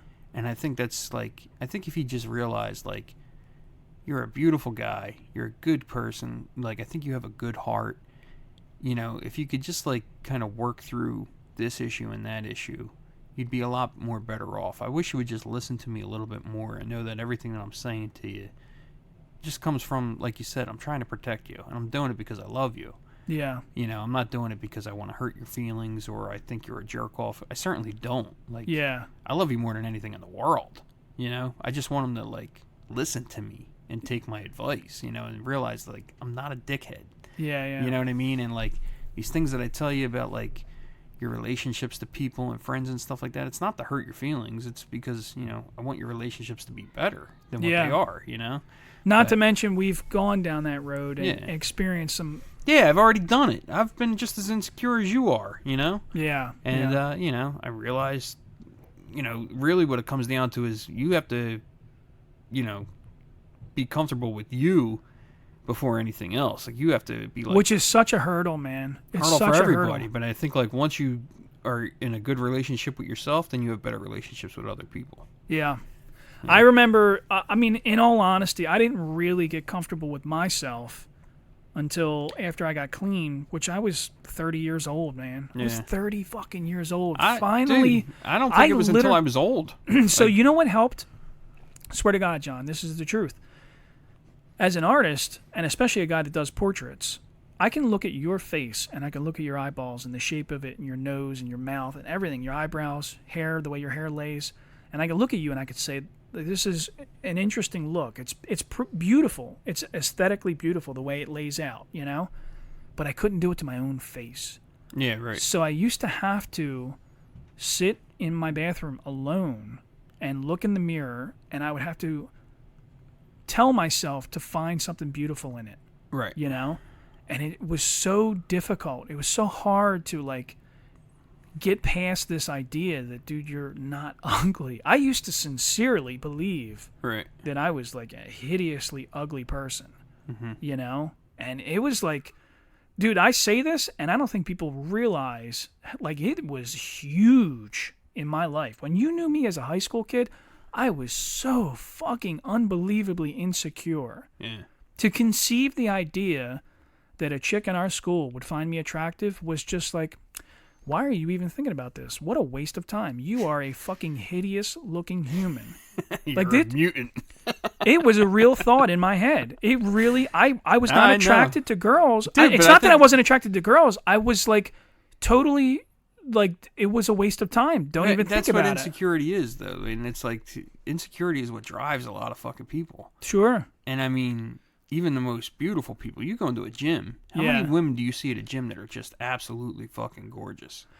So they're there because they're insecure, and or that they're trying to maintain that. You know what I mean? Like, because I mean, gravity sets in for everybody, dude. Sure, you know, sure. You're not going to stay pretty forever. You're either too beautiful, right? And then you're chasing that. Like there's nothing more sad to me than when you see some celebrity that starts getting all the plastic surgery and shit like that. Like Meg Ryan's used to be so incredibly beautiful to me. And now you look like now a fucking she looks cartoon character. She looks like a fucking vampire or something. Yeah. It's like scary looking. It's Uma like Thurman, like what the fuck? You were so flawlessly fucking gorgeous. Yeah. And now you got like all this fucked up shit going on with your lips and your eyes and whatever. Like it's like, what are you I haven't doing? seen Uma Thurman. That's sad. I didn't know It is sad. I mean, like the most naturally.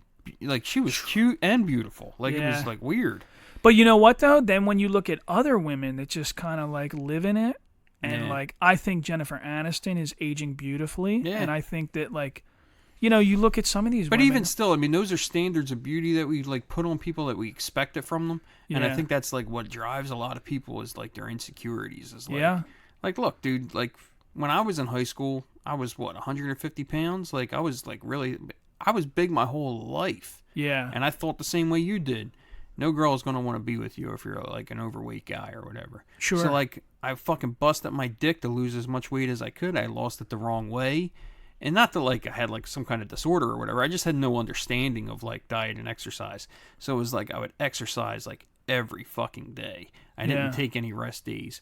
I didn't eat nearly enough. So I was probably like damaging my metabolism in the process. Like, you know, and then so when I stopped doing all that stuff and I got a little lax, just came on. Like the weight came back on, and not only did it come back on, but it came like more. Yeah. You know, so like I got bigger than I had ever been in my entire life.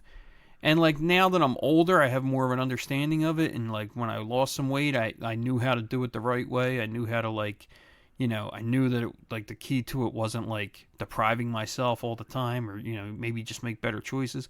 I was eating a lot when I was losing weight. Like, I was eating an awful lot. So, I mean, dude, I weigh 220 right now, and I'm 5'6". Yeah. I'm 5'6". Now, a lot of it is muscle mass. I acknowledge that. But I still think that there's, like I got a belly, and it fucking bothers me. Bending down to tie my boots. Yeah, I'm you like, kind of, like, get out of breath. I'm like, whatever. what the fuck, dude? My belly's in the way. Yeah. So, right now, I'm trying to do this fasting thing. And it's, that's good. Well, it's dude. I think it's pretty. Fasting, yeah, it's good. So I'm doing 8 and 16. So like 8 hours a day. You can from eat 12 to 8 p.m. That's my meal time, and it's not eating all for 8 hours. No. It's two decent sized meals, regular meals, not stuffing myself to the gills. And you're not eating a bunch of dog shit either. Yes and no. Sometimes I do because I'm still a fucking idiot. But you know. But the point is I really try to be like I didn't have breakfast. All I had was coffee, and not until noon. You know, so like in 2 more hours, maybe breakfast. eat a relatively small lunch or what we started doing because I love breakfast foods. So I eat the other eggs night, every fucking day, every day I eat. Dude, eggs. the other night we had breakfast for dinner. The kids asked for it. They were like, "I want waffles for dinner." And me and Gabby looked at each other and we're like, "Fuck yeah, let's do that." You know, so. I think that's what we're going to put in rotation now. It's like breakfast for dinner. Yeah. Because I love breakfast food. Yeah. You know, I like eggs. I like eggs with fucking hot sauce on it. And like, I could eat eggs potatoes. Every fucking day. I do love potatoes with green peppers and onions, like fried up in a pan. Not really the healthiest, but it's fucking good. You know? Yeah. But, I mean, like, that's the other thing. You can't deprive yourself of everything either. I think the key is smaller portions and only 2 a day. Really, the key is... You only really need 2 a day. The truth is, the key is that all of it is calorie deficit. So that's what the guy on the YouTube video was telling me. No matter what the diet is, Yeah. All these fad diets that you see. And listen, I'm not saying that what you put in your body doesn't dictate the composition of your body. Sure. If you eat, if you Sugar. have like a keto diet, you are going to lean out. Yeah. If you eat the Atkins diet, you're going to, but the key to every diet is at the end of the day, you're eating less calories than you would normally. So if you could stay like within, not to turn this into like a fucking health episode or nothing, but like if you could stay in like a 300 calorie deficit every day, eat less than you should, or, move more than you burn, you're going to lose weight no matter what. You all right there? We checking our time? Oh, yeah. We've been going for a minute. Well, listen, this is a little bit longer. That's all. Yeah. You know? It seems like this is like a theme of the episode. That's okay, been man. Like insecurity. So I don't know. Maybe that's what And it we is. bounced all over the place. Yeah, we were all over the place. We had some fun. Yeah, but I think like that's the key to all of them is they're all about calorie deficits. Every one of them. So that's where we're at. And the real key for me is not is to maintain my discipline. Is like right now I feel a little hungry. Right. But you don't That's a need good thing to but feel you don't hungry. need food. Like Huh. this is not like we're so spoiled. You could drink a 16-ounce glass of water right now and it would satisfy your hunger. So that's what I've been doing. Yeah. I have been doing. I drink a ton of water. Yeah. So I like every time I'm hungry, I'm just like, all right, drink more water. Mm-hmm. And that's the alarm. That's my dog is telling me you talked for too long now, asshole. Shut up. No, that's good, man. Intermittent fasting's a good way to go about it. I think it's going good so far. And I used to find that like sometimes when I was working out really heavy, that if my last meal of the day included a good amount of carbs, my workouts the next day were fucking phenomenal. Yeah. So like if I would eat like shrimp and pasta or something like that for dinner, I was still in my calorie deficit. I was trying to limit my carbs, but this would be like a carb heavy diet, like carb heavy meal. Yeah. The next day my workout was fucking off the charts. I love like, carbs, perfect. man. I can't. I don't think I could ever give them up. Nah, you can't give them up completely. Even if it's just like rice or something like that. Like complex. I've gotten really into like eating less white bread. Yeah. More than ever. Yeah, like, we don't eat white bread in this house. Yeah, we definitely so do now potato like bread sometimes or, I'll get like that the 10 grain bread or something like that, or like those.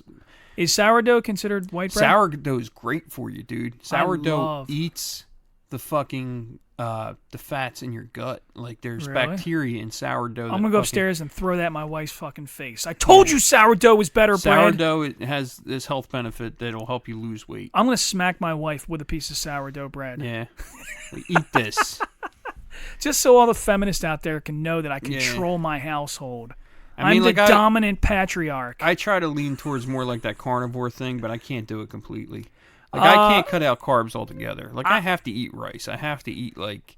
I something. honestly was leaning more towards trying to cut down on protein because, like, I watched that show about living to be 100 years old, and a lot of them seem like they don't eat a lot of protein. Yeah. They do, but just not a lot of meat. They eat a lot of like beans and shit beans like that. and nuts and other things, and I just kept thinking, well, I don't know. Like, I don't think I can go 100% vegan, but, like, I can't. maybe pescatarian, like... Right. I love fish. Yeah, I could could eat a lot of seafood. Yeah. Fish, shrimp, shellfish, chicken, lighter meats. I try not to eat too much red meat, like a lot of it. But like last night, I had a steak because we went out to eat. But because I do love a steak. Yeah, I fucking love right. a good steak. But I do think it's very heavy, and I do feel sluggish the next day. Do you? Well, it depends. Like, if I ate breakfast right now, I would. But right now, I think I'm still digesting the steak. So, like, I feel good. I got lots of energy. I'm ready to get up and go move, you know? So.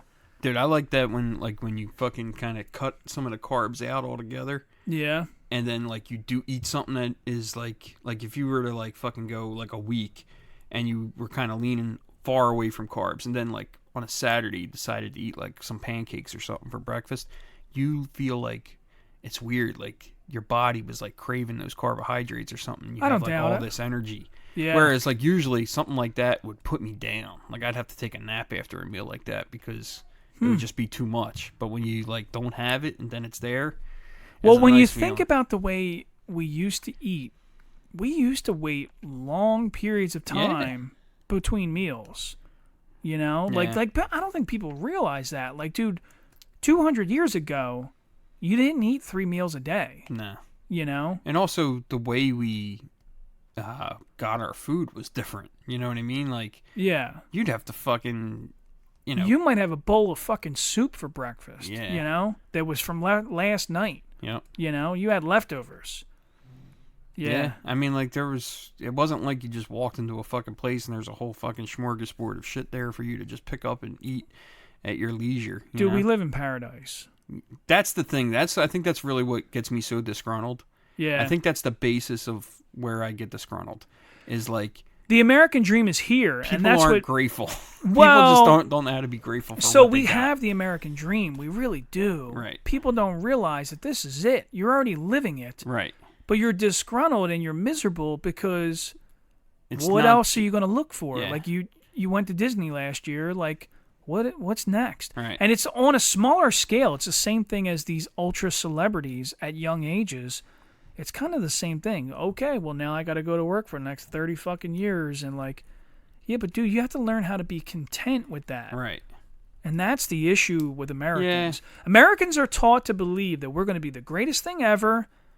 I don't think everybody has the luxury of like, I mean, like, I have a very good work-life balance. Yeah. You know, like, I love my job. I love the people that I work with. I'm very grateful for my job.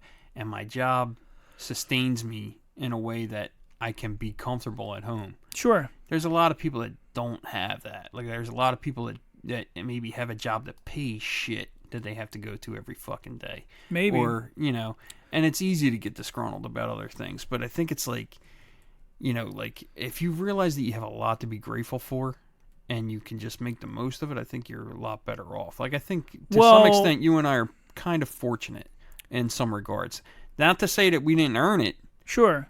But I know that there's people that do what I do for a living that don't make what I make. You know, I know so that. I think that a large part of it, like, I think there's, so for me anyway, when I watch these samurai movies and shows, I'm always fascinated with their take on a bad experience and a good experience. And they're like, instead of, like, in like samurai culture or Buddhist monks or anything, that part of the world kind of fascinates me because they accept a challenge and they don't let it ruin them.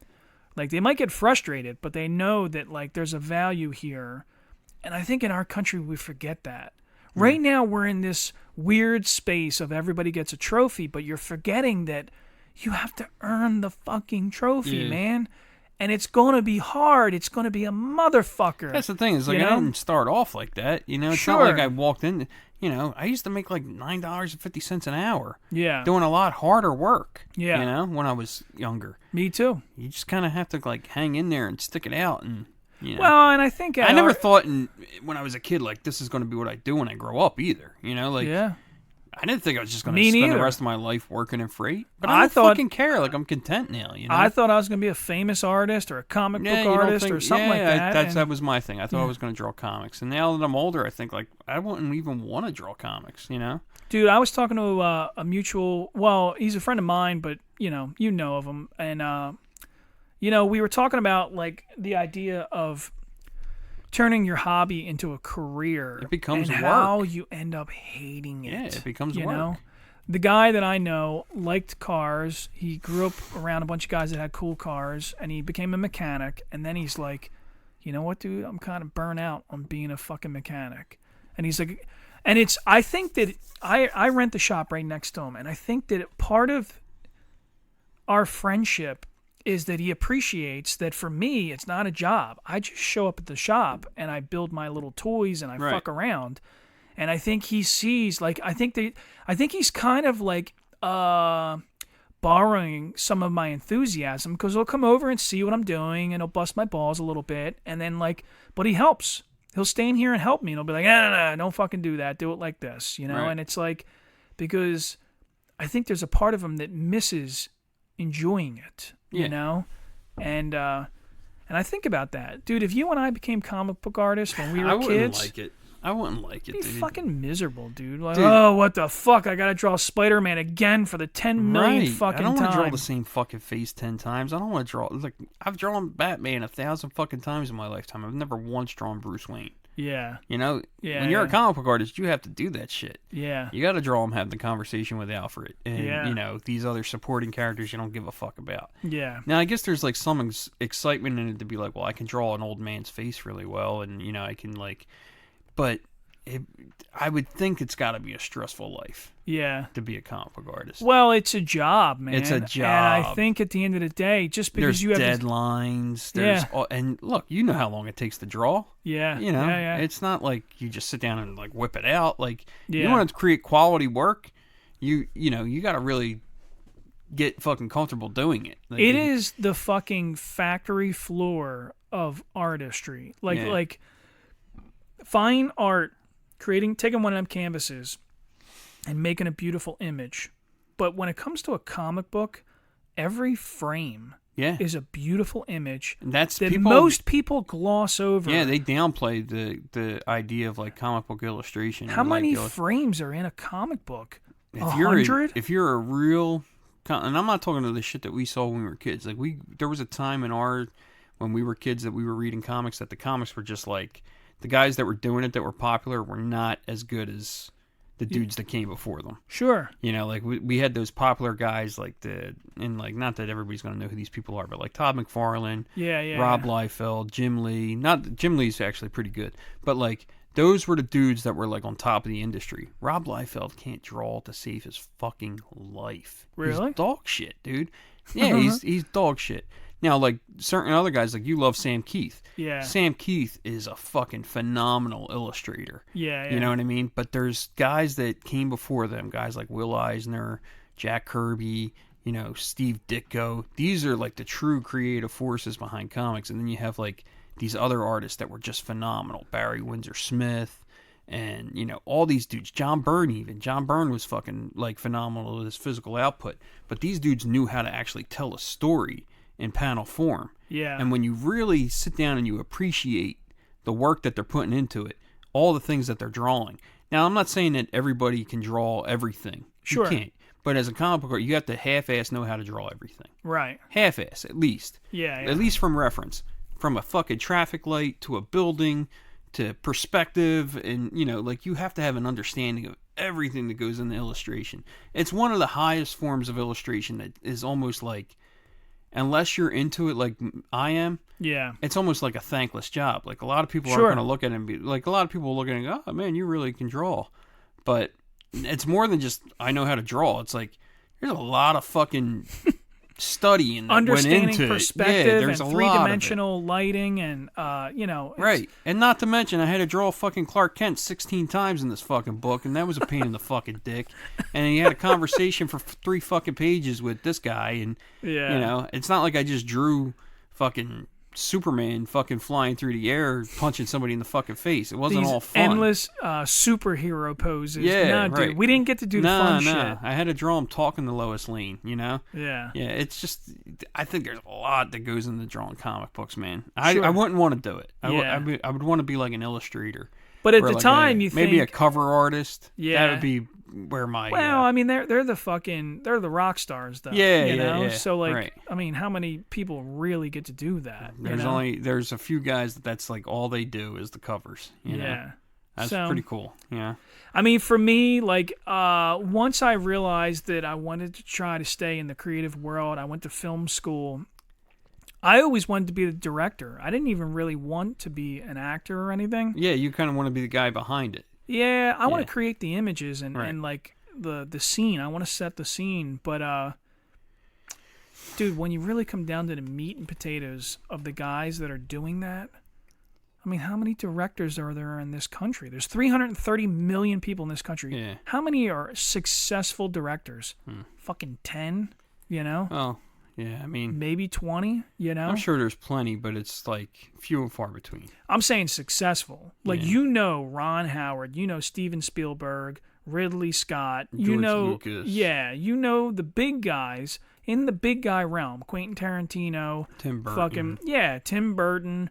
And then even guys that transitioned over from acting, Clint Eastwood and Clint Eastwood makes a good movie. Mel Gibson, you know, some guys that made some really phenomenal movies. And I'm not saying...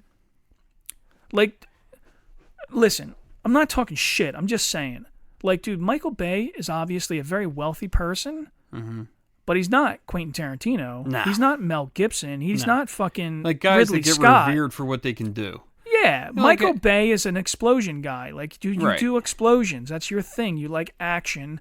Nothing wrong with that. Right. But it's not. You're not really an artist. You like, and I mean, maybe that's insulting. Maybe that's insulting that like. Anyway, man, we gotta wrap it up though, brother. We've been going on and on. No, that's cool, man. But that's what I wanted to be, dude. I wanted to be that. And you know what? Maybe I still can someday. You know, Yeah, who knows? Nothing says you can't. You know. I love them little. I seen a meme that was talking about Samuel Jackson and a bunch of actors that really got their start in their 40s and 50s, and I just keep holding on to that. Like, well, maybe that's me. Yeah. I mean, that's the truth, though. I mean, like, some people don't find success until later in life. John, I'm just saying, if I hit it fucking big, dude, you're coming on the set with me, man.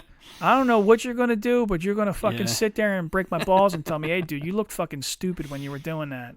Dude, imagine how many people there are of that. Yeah. Like, guys who were just, like, hangers-on.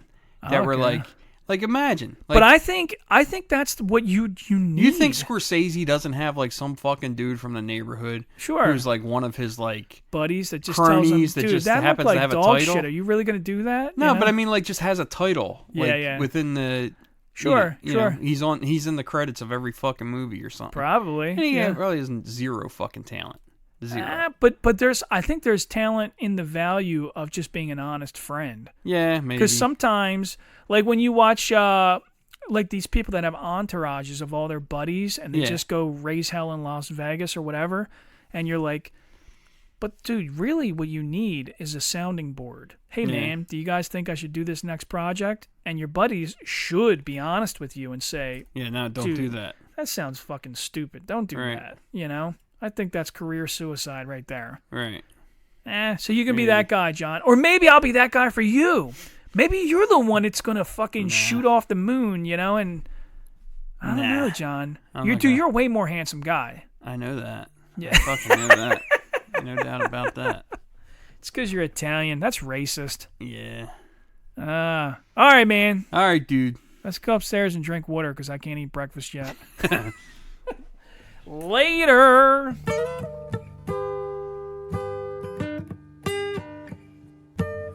Thanks for listening to Renaissance Man-Child. Renaissance Man-Child is a Yardbird Tuna production. If you enjoyed the show, please like, follow, and share. Any ideas or suggestions, feel free to reach out to us on Facebook or Instagram. Oh, shit! You talk good.